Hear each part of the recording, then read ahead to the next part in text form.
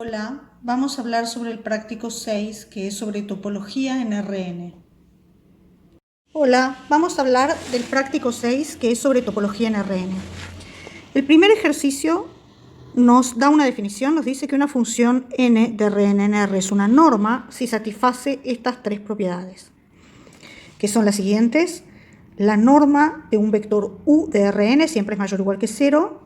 Si lambda es un escalar, o sea, un número real, y u es un elemento de Rn, la norma de lambda por u es valor absoluto de lambda por la norma de u, y la norma de u más b es menor o igual que la norma de u más la norma de b. Entonces, ustedes ya conocen del curso de álgebra lineal una norma en Rn que es la siguiente. La norma de un vector u, si u es un vector de coordenadas u1 hasta un, es la raíz cuadrada de u1 cuadrado más u2 cuadrado más un cuadrado. Esto es lo que se llama la norma usual o la norma euclidia en Rn, pero hay muchas otras funciones que llamamos norma, y esto que se nos da en la parte A del ejercicio 1 es una definición, o sea, una norma es cualquier función que cumpla estas propiedades. Entonces, en particular, esta función que está acá cumple esas propiedades. Entonces, se nos pide investigar si las siguientes funciones de R2 en R son normas. Y acá nos dan varias fórmulas. Observen que la segunda es exactamente la norma euclídea que ustedes conocen de álgebra lineal, o sea, esta de la que hablamos acá, ¿sí? Pero hay otras funciones que nos dan y tenemos que ver si son normas o no son normas, o sea, si cumplen las propiedades 1, 2 y 3. Si una función es una norma, hay que probar que estas propiedades se cumplen, y si no es una norma, hay que ver que hay alguna propiedad que no se cumple para algún vector o un vector y un escalar o un par de vectores, ¿sí? O sea, hay que encontrar una instancia en que alguna de estas propiedades no se cumpla. Por ejemplo, podríamos encontrar un u para el cual n de u fuera menor que 0. Con eso ya sabríamos que no es una norma. Después dice, para aquellas que sean normas, dibujar la bola de centro en el origen y radio 1. Entonces, les recuerdo que la bola de centro en el origen y radio 1 va a ser el conjunto de los u en Rn, de manera que la norma de u es menor que 1. ¿Sí? Porque lo que está implícito acá es que la norma define una distancia. La distancia entre dos puntos x e y de Rn es, por definición, la norma de x menos y. Entonces, cada vez que tengamos una norma vamos a tener una distancia y por lo tanto vamos a poder hablar de bolas. Entonces se nos pide que dibujemos la bola de centro en el origen y radio 1 e indicar cuáles de los siguientes puntos pertenecen a la bola de centro 3, 4 y radio 2. Si el punto 3, 4 está ahí, si el 4, 5 está ahí y si el 0, 1 está ahí, para cada una de estas normas que aparecen en la parte A. La parte C dice, decimos que dos normas n1 y n2 son equivalentes si existen constantes, o sea, números, alfa y beta positivos, de manera que alfa n1 de x es menor o igual que n2 de x, que a la vez es menor o igual que beta por n1 de x. ¿Sí? Para que las normas sean equivalentes tienen que existir números, alfa y beta, concretos, de manera que esto se cumpla para todo vector x de Rn. Y se pide probar que aquellas funciones que son normas de este ejercicio son equivalentes 2 a 2. Entonces, por ejemplo, si yo determiné que esta función que está acá es una norma y esta función que está acá es una norma, tomando esta como n1 y esta como n2, tengo que encontrar números alfa y beta para los cuales pase esto que está escrito acá, ¿sí? Que son dos desigualdades. Vayamos al ejercicio 2. Se definen los siguientes conjuntos y acá están, ¿sí? A1 es el conjunto de los x y en R2, de manera que x está entre 1 y 2 e y está estrictamente entre 1 y 3. B es A1 intersección Q cuadrado, o sea, les recuerdo que Q cuadrado es Q por Q, son los puntos que tienen ambas coordenadas racionales.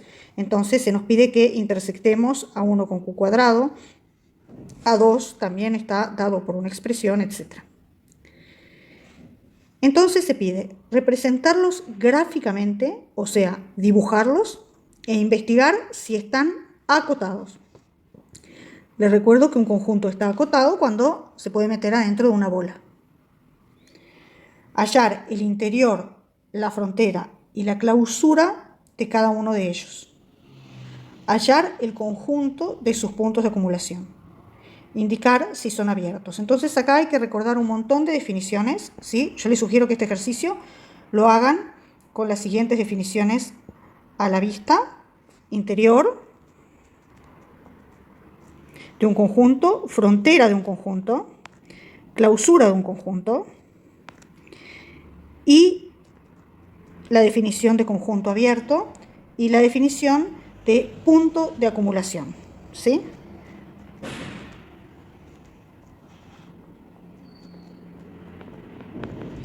Entonces, recordemos un poco qué quiere decir estas cosas. Un punto X es interior a un conjunto A si existe alguna bolita centrada en X que está toda metida dentro de A. O sea, si X tiene un pequeño entornito metido dentro de A. Un punto Y está en la frontera de A si cualquier bolita centrada en X, en Y, corta tanto el conjunto A como a su complemento. Y un punto es exterior si es interior al complemento de A, o sea, si tiene alguna bolita que está totalmente metida en el exterior de A, ¿sí? Es algo que no aparece en este ejercicio. La clausura de A, recordemos que es la unión de A con su frontera, y esto es lo mismo que decir que es el mínimo conjunto cerrado que contiene A. Entonces, ¿qué es un conjunto abierto? Es un conjunto que coincide con su interior, o sea, en que todos los puntos son interiores. O sea, en un conjunto abierto, todos los puntos son como este que está aquí, ¿sí? Todos los puntos tienen una bolita que está metida dentro del conjunto. Entonces, si un conjunto es abierto o cerrado, o cuál es la frontera de un conjunto, es bastante fácil de determinar para un conjunto de esta forma. Por ejemplo, si yo les dibujo este cuadrado y le pongo estos dos lados y estos otros no, por ejemplo, este cuadrado podría ser el intervalo, la X acá está en el intervalo 0, 1, digamos, y la Y está en el intervalo 0, 1. Entonces, acá el interior es lo que está acá adentro, o sea, es el cuadrado en que todo el borde sería punteado. La frontera sería el borde del cuadrado y la clausura sería todo lo que es azul o amarillo. Pero hay conjuntos que son más complicados, como por ejemplo este conjunto que está acá, donde hay que tener un poco más de cuidado para ver quién es la frontera, etc. Y ahí lo que hay que hacer es recurrir a las definiciones, ¿sí? Entonces hay que hacer esto para cada uno de los siguientes conjuntos. Indicar si son cerrados y finalmente indicar si son compactos. Un conjunto es compacto en R2 cuando es cerrado y acotado, o en R3, ¿sí? Ejercicio 3. Probar que toda bola abierta es un conjunto abierto. Esto parece un trabalenguas, pero no lo es. ¿Qué es lo que hay que probar? Que si yo tengo una bola abierta, la bola de centro X y radio R, todos los puntos de la bola son interiores.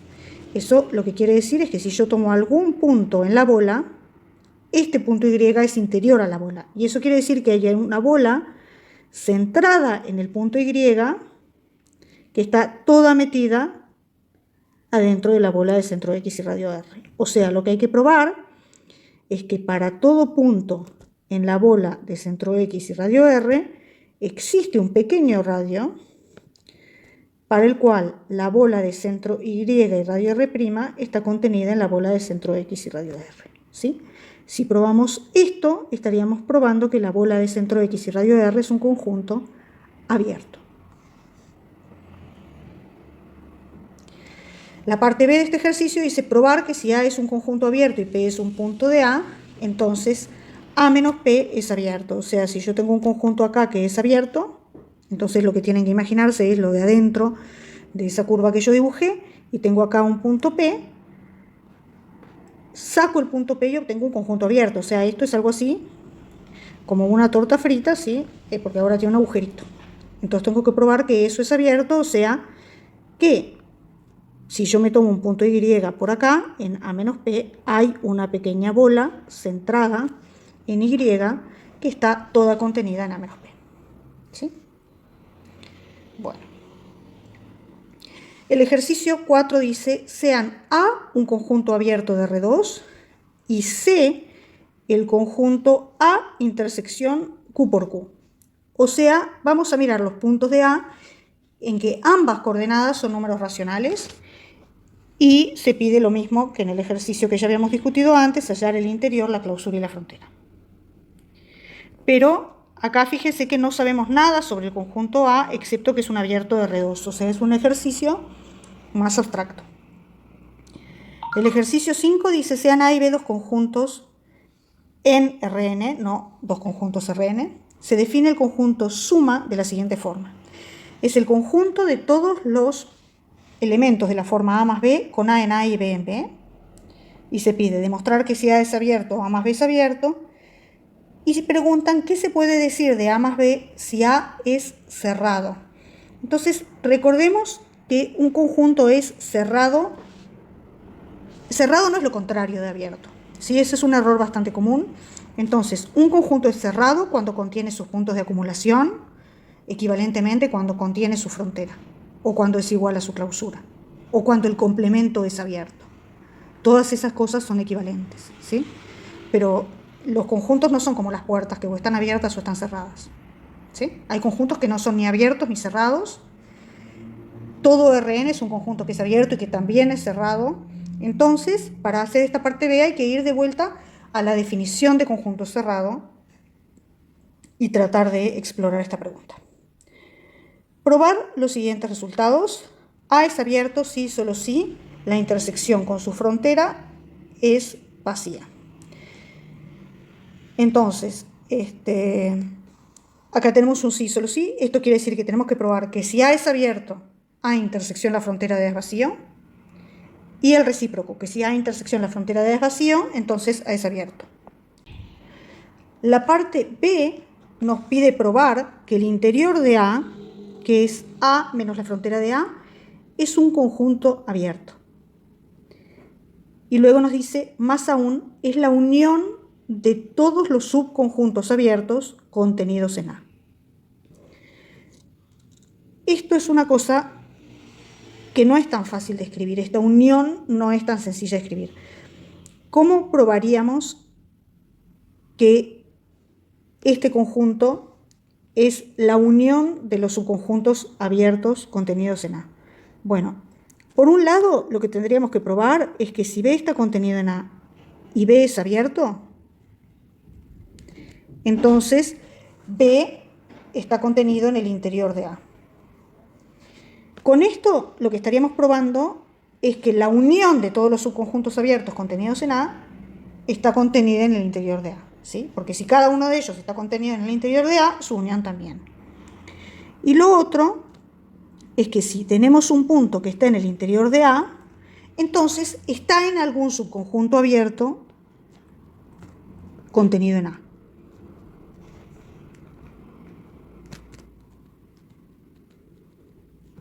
Si probamos estas dos cosas, vamos a haber probado que el interior de A es la unión de los subconjuntos abiertos contenidos en A. Tercera afirmación que se nos pide probar. A es cerrado si, solo si la clausura de A, la frontera de A está contenida en A, si, solo si el conjunto de puntos de acumulación de A está contenido en A.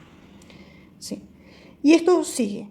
La clausura de A, que es A unión por D de A, es un conjunto cerrado, más aún es la intersección de todos los conjuntos cerrados que contienen A. Entonces, probar esto va a ser algo similar a lo que discutimos acá. Lo dejo para que lo formulen ustedes.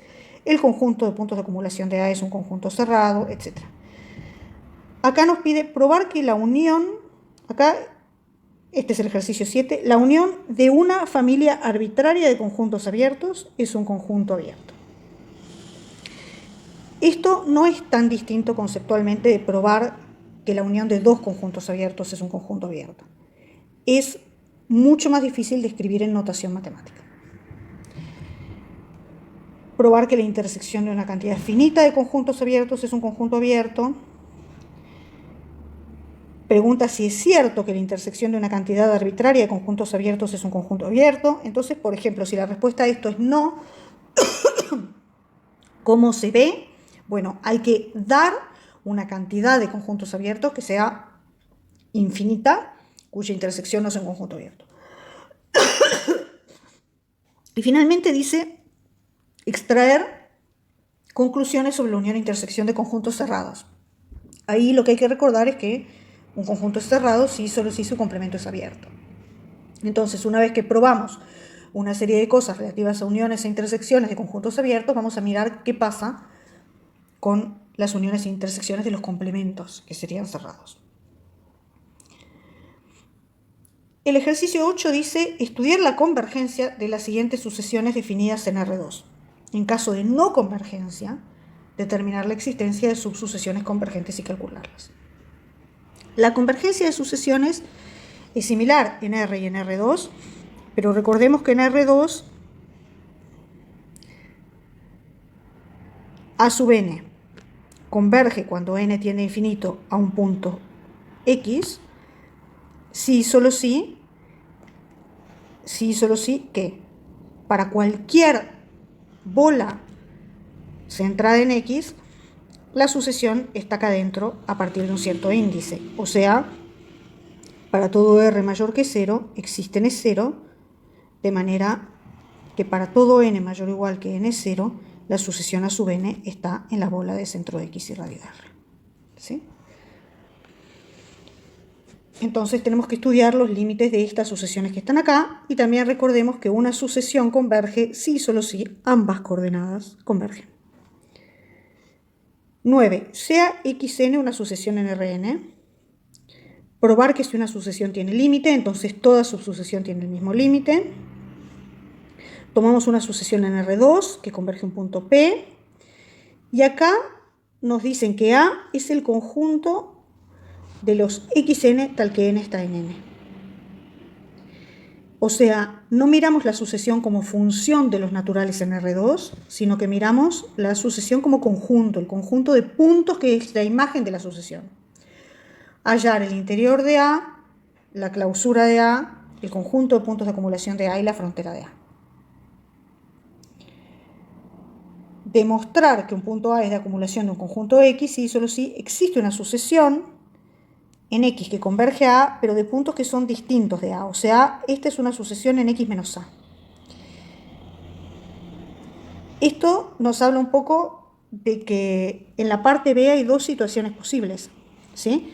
Yo puedo tener una sucesión xn que converge a un punto P haciendo esto, capaz que se aleja, pero después vuelve a acercarse, etc. Pero son un montón de puntos que se van apretando contra P. O puedo tener una sucesión xn que converge a un punto P, porque, por ejemplo, xn es igual a P para todo n. Entonces, son dos sucesiones que convergen a P, pero como conjunto son distintos. Entonces, cuando estudiamos cosas como sus puntos de acumulación, estas situaciones son bien distintas.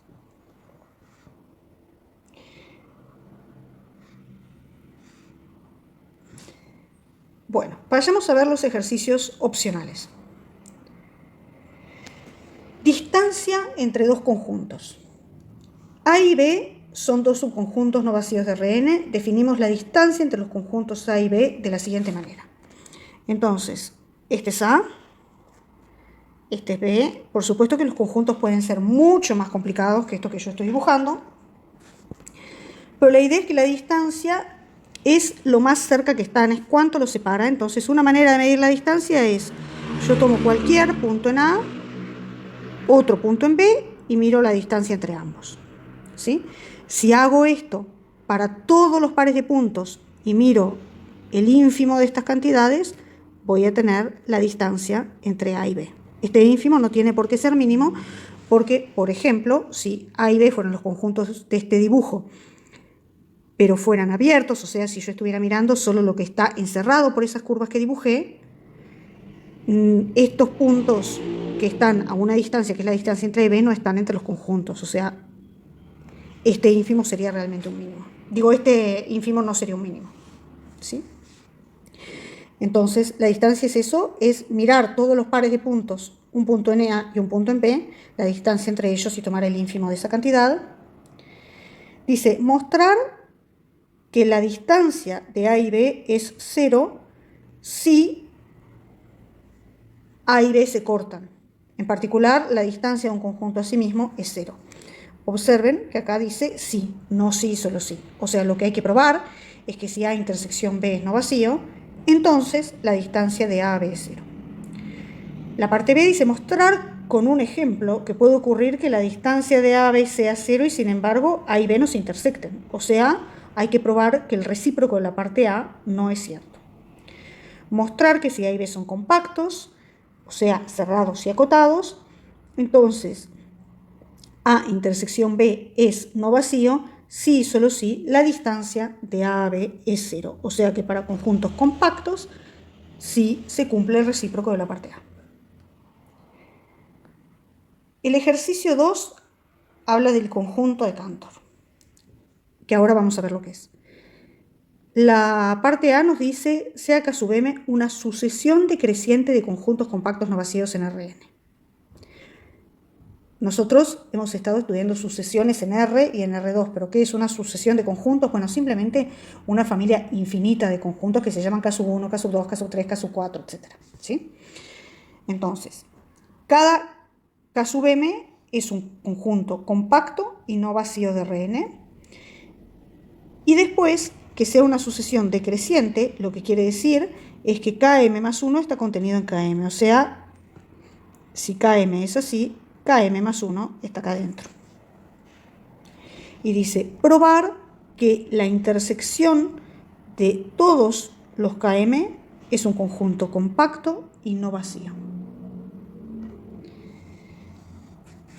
La parte B dice, nos limitaremos ahora al caso n igual a 1. Se define la sucesión Km de subconjuntos de R de la siguiente manera. Voy a dibujar acá.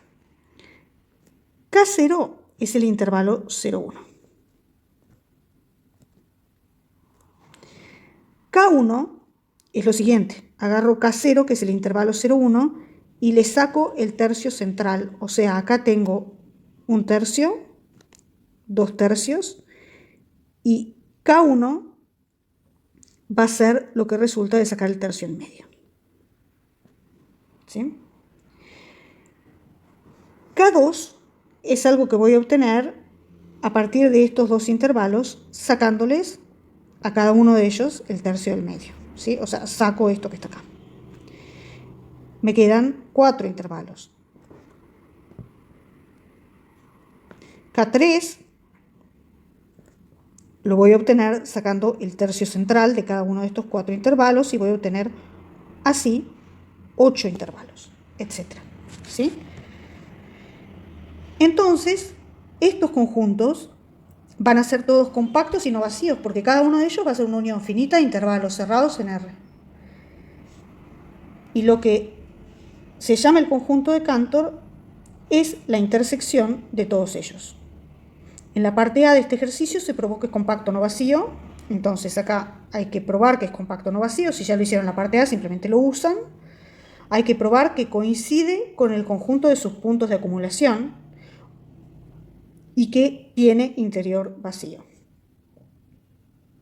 Son propiedades muy interesantes del conjunto. La parte C dice, observar que cada número real X admite una representación ternaria de la forma X es la serie de K igual a 1 infinito de alfa K sobre 3 a la K con alfa K 0, 1 o 2.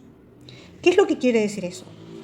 Observemos cómo hacemos para representar los números en base 10, o sea, cómo hacemos para hacer la expansión decimal de un número entre 0 y 1.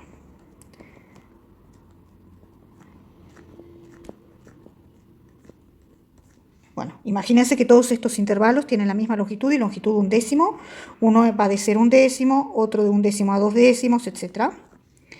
Entonces, por ejemplo, si un número en el intervalo 0,1 va a ser 0, algo. ¿Cómo sé qué es lo que viene después de la coma? Bueno, si el punto está acá, yo sé que es de la forma 0,3 con algo más.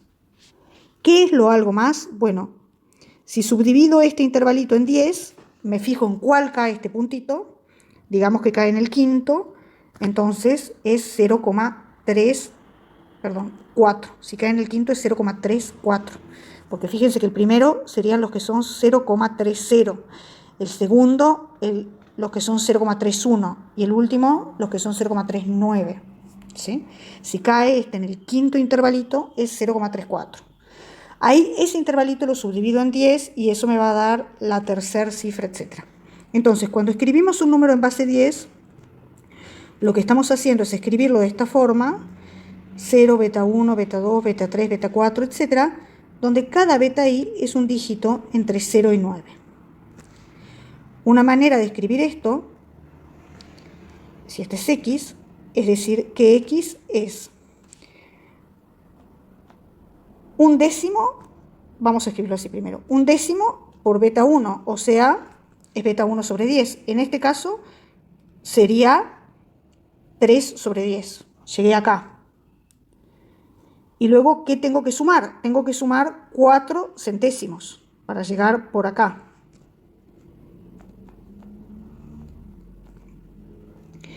Y luego sumo beta 3 sobre 10 al cubo, etc. ¿Sí? Entonces, en realidad, x es el límite de esta suma. O sea, está dado por una serie que es la suma desde k igual 1 infinito de beta k sobre 10 a la k. Esto es la expansión en base 10. Bueno, ¿qué es lo que nos dice el ejercicio? Nosotros podemos expandir en base 10 o podemos expandir en cualquier base. Nosotros escribimos los números en base 10 porque tenemos 10 dedos, pero no por ningún motivo matemáticamente profundo. Entonces, si en vez de dividir el intervalo en 10 intervalos lo dividimos en 3, estos bichos que están acá son los que van a ser 0,0, estos son los que van a ser 0,1 y estos son los que van a ser 0,2. Y podemos escribir cualquier número de la forma 0, algo, algo, algo, etcétera, donde todos estos algos son ceros, unos o dos. ¿Sí? Entonces, por ejemplo, imagínense que yo tengo mi punto X por acá. Entonces, cuando lo escribo en base 3, va a ser 0,1. ¿Cómo determino cuál es la siguiente cifra? Su primera cifra va a ser 0,1. ¿Cómo determino cuál va a ser la siguiente? Bueno, este intervalo, que son todos los que son 0,1 con algo más, lo subdivido en 3. Mi punto cayó en el primero, entonces eso quiere decir que la segunda cifra después de la coma va a ser 0. Este intervalo, que son todos los que son 0,10 algo más, lo subdivido en 3. Y me cayó en el del medio. Eso quiere decir que la siguiente cifra va a ser 1 y así sucesivamente. ¿Sí? Entonces, volvamos al ejercicio. Nos dice observar que cada número real se escribe así. Eso es lo que acabamos de hacer. Esto es la expansión decimal de ese número y lo que estamos diciendo es que alfa k es la késima cifra después de la coma en la expansión en base 3. Entonces pregunta, ¿cómo es la representación ternaria, o sea en base 3, de los puntos del conjunto de Cantor? Deducir que el conjunto de Cantor no es numerable. La parte D dice, ¿cuál es la longitud del intervalo 0,1 menos el conjunto de Cantor? Entonces, por ejemplo, si yo les digo, ¿cuál es la longitud del intervalo 0,1 menos K0? Es 0, ¿no? K0 es todo el intervalo 0,1, entonces 0,1 menos K0 es vacío. Pero ¿cuál es la longitud de 0,1 menos K1? Bueno, cuando le saqué esto, 0,1 menos K1 es la parte amarilla, tiene longitud 1/3. Cuando hago K2, a esto amarillo, que es el que está en el complemento del conjunto de Cantor, le estoy agregando estos dos pedacitos. Entonces ahora la longitud es 1/3 más 1/9 más 1/9. ¿Sí? Cuando hago el siguiente paso, ya tenía todo esto, pero estoy sacándole más cosas al intervalo 0,1. Entonces todo esto pasa a estar en el intervalo 0,1 menos el conjunto de Cantor. Y así puedo ir calculando la longitud de 0,1 menos el conjunto de Cantor. 3. Sea xn con n mayor o igual que 0 una sucesión contractiva, es decir, esto que está acá, ¿sí? Existe un número real entre 0 y 1 que cumple que la norma xn más 1 menos xn es menor o igual que k por la norma xn menos xn menos 1. Demostrar que xn más 1 menos xn en norma es menor o igual que k a la n por x1 menos x0 en norma. Que si p y q son números naturales con p mayor que q, entonces la norma xp menos xq es menor o igual que k a la q sobre 1 menos k por esto. Y se nos da una sugerencia. Y finalmente que esta sucesión es de Cauchy y por lo tanto convergente. El ejercicio 4 dice sea xk una sucesión en Rn cuya norma tiene infinito, probar que no tiene ninguna subsucesión convergente, dar un ejemplo de una sucesión no acotada, pero que sí contenga alguna subsucesión convergente, y pregunta si esto contradice lo pedido en el ítem anterior. ¿Sí? Más vale que no, porque si acá les piden probar una cosa y después les piden dar un ejemplo, están preguntando por qué ese ejemplo no es contraejemplo de lo que probaron arriba. El ejercicio 5 dice un subconjunto de Rn no vacío es convexo si para todo par de puntos P y Q en el conjunto A se tiene que el segmento que los une está incluido en él. O sea, este conjunto A es convexo porque si yo tomo dos puntos cualesquiera, en este conjunto el segmento que los une va a estar contenido en el conjunto. Entonces, por ejemplo, un triángulo es un conjunto convexo. Si yo tomo puntos cualesquiera y los uno, voy a estar en el conjunto. Una estrella no es un conjunto convexo, porque, por ejemplo, si yo tomo un punto acá y un punto acá y los uno con un segmento, el segmento se sale del conjunto. El segmento entre los puntos P y Q se escribe así. Es el conjunto de estas combinaciones lineales de P y Q en que los coeficientes suman 1. Entonces dice, probar que un subespacio en Rn es un conjunto convexo, probar que un semiespacio, un semiplano y una semirrecta son conjuntos convexos, probar que la intersección de conjuntos convexos es convexa, probar que para cualquier norma la bola es un conjunto convexo, y después dice, sea f una función C infinito de R en R, definimos el conjunto AF en R2 como los xy en R2, tal que y es mayor o igual que f de x, o sea, es el conjunto de puntos que están por encima de la gráfica. Probar que ese conjunto es convexo si solo si la derivada segunda de f es positiva. Y después nos dicen, sea f una función de manera que AF es convexo, probar que la función necesariamente es continua. O sea, ya no estamos suponiendo que es una función derivable, una función cualquiera, de manera que el conjunto este AF de puntos que están por encima de la gráfica de f es convexo, probar que esta función es continua. Bueno, muy bien, trabajen.